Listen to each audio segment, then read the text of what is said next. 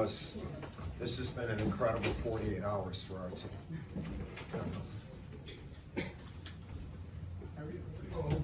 I got good guys, man. I got really good kids. We beat a heck of a team tonight. After beating a heck of a team in an epic game 48 hours before. I don't know where they got the energy the whole game to do this, but they did. They listened, they fought. We really played good defense. You could tell they would tire you out anyway because they play such good defense. And they have depth. But at the end of the first half, you could tell we were tired, rightfully so. And in the second half, we're kind of holding our own, but when they went ahead 52-50, and instead of waiting for the 8-minute, we were ready to get knocked out. And so we called a timeout. Alex came in, and Alex gave us 5 quick points. And that last 8:29, we were terrific. We were not tired. They talked. They made plays. Javin was spectacular. Matt Hurt, obviously the rebound and the free throws, and then inbounding the ball, no mistakes. Wendell, who, I don't think any of you in the audience have hit a winning shot in front of 21,000 people, all right, against your arch rival. But if you're 18, how you handle that be pretty tough. And he was not, he had a game like a kid 18 until the second half. And then that play he made in full court just was spectacular. So they're switching goal wire to Forrest was a key, because Forrest he's a big time player, man. I mean, they have big time, but this kid, he's a pro guard.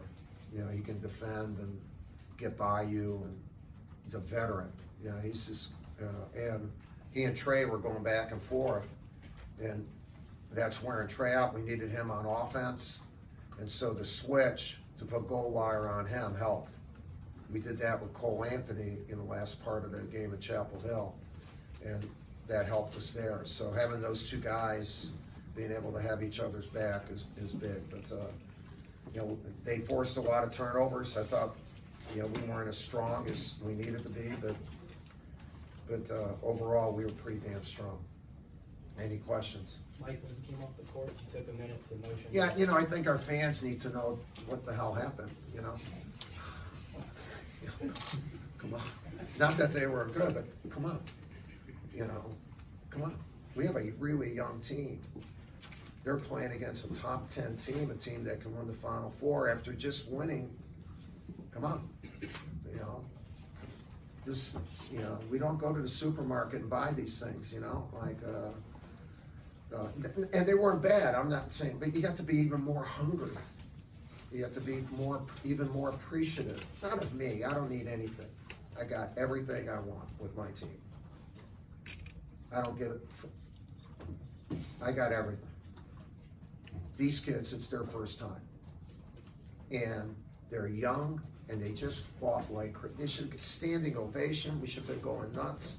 And not that they're not doing, we've been spoiled to watch Zion and Tatum and Bagley and all these guys play. That's not who we have. We have an old-fashioned team that needs for everybody to be hungry. And again, that's not to say our fans are, but they're accustomed to outstanding. And this team is trying to be. Just don't get on the ride at the end. Be on the ride the whole way. And the students, the line monitors and that, they've been spectacular because they work with my daughter Debbie, who is an assistant athletic director. And when I say this, some of you are going to put out that I'm knocking the fans and that. And you try to listen to what I'm saying. Okay? They're good. We just needed more. Just more. And I don't need it. It would be good for my guys. That's all. That's why I did that. You know. I hope you don't take it that I was doing it and then taking bows, all right? I wasn't. That's not what I'm doing. I love my team. I love my guys. They're 18, 19, 20. These guys are developing, man. You know. Anyway, and they were terrific tonight. Not many teams would have won tonight after Saturday. You know, I'm so damn proud of them, man. I wish you could feel what I feel. I hope that you have your jobs and you could have a moment where you could feel as fulfilled and proud of a group as I do of this group and what you do. It's one of the joys of coaching, and you get your moment through them. You get your moment through them. All right, I'm preaching too much. But I'm not preaching. I'm just telling you, being like real with you. Yeah. Wanted to ask you about one play. Yeah. You're up 3. Trey's shot is rejected. It becomes a projectile to Wendell, who's outside the 3-point line. He has the presence of mind to know that the shot clock's about to expire. Somehow manages to hit the rim, and then looked like at least 2 Florida State players were in front of Matthew, but he somehow got the rebound. Talk about that. I mean, Yeah, it just quite like Saturday. Yeah, those are like making plays that you don't diagram. You know, a real player doesn't run plays. A real player makes plays. You know, you run plays for people who aren't players. That doesn't mean you don't run it for players too, but players make plays. That's and our guys are making plays. You know, they're making really good plays. Mike, Damn, I'm not happy about these guys. Mike, you mentioned I feel so damn. I wish you could share it, but forget it. I'm gonna be selfish. you mentioned their Collins contributions off the bench, but Javin, I thought gave Duke a huge lift off the bench. Yeah, Can you I just talk said him, about it? didn't I? Yeah. I mean, Javin was terrific. I mean, his two-handed rebounds, block shots, free throws, and he's been playing well. But we could hardly do anything yesterday in practice with most of the guys. So we did with a couple of the guys who didn't play as much. Really intense individual work. And I stay and I watch all that stuff. And Javin had an amazing workout. I brought him over after. I said, "Man, you're going to a whole nother level." And he in our game we have a thing called trust your work.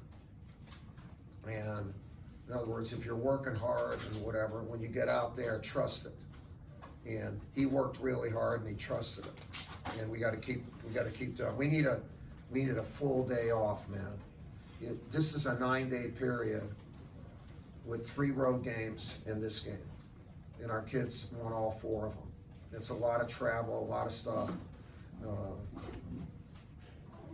Man, they're really developing into a good team.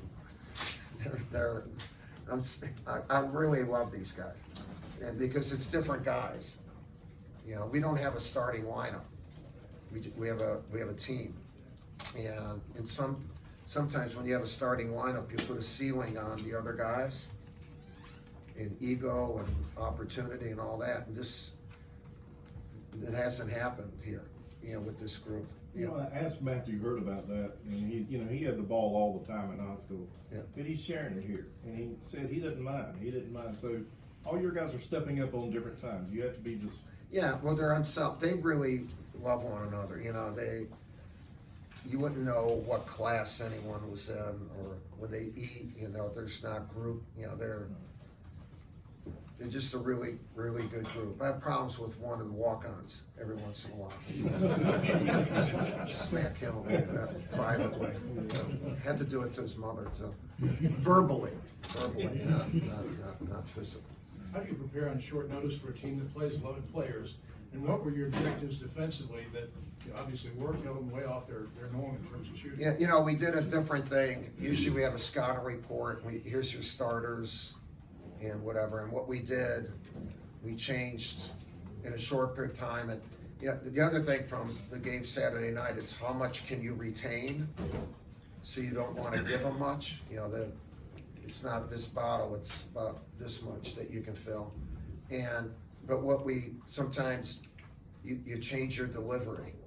And so what we did with the scouting report, we said, and Nate James had the scout, we said, let's put their shooters, drivers, and bigs. And they're all starters.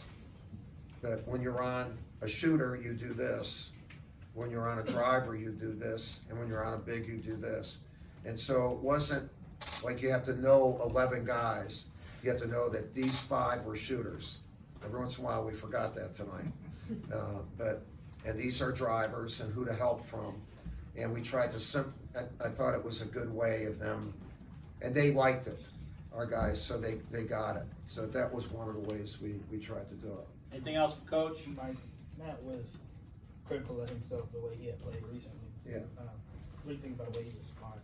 Yeah, but you know, our guys are responsible, so they know if they haven't played well. That doesn't mean we don't think they're good, but if you're not playing well, then you shouldn't play at that time. Someone else who's playing well, but then you're gonna have an opportunity. So he has a great attitude, and he came out firing. When we were moving, we got really good shots, then we got tired and we stopped moving. And, but he was, you know, but he's not the only one. You know, Javin would have a bad game, and you know, it's not like everybody has a good game all the time. You know, Trey's probably the closest that's had a good game all the time. All right. Okay, thank Thanks you a lot. very much. Thanks, Coach.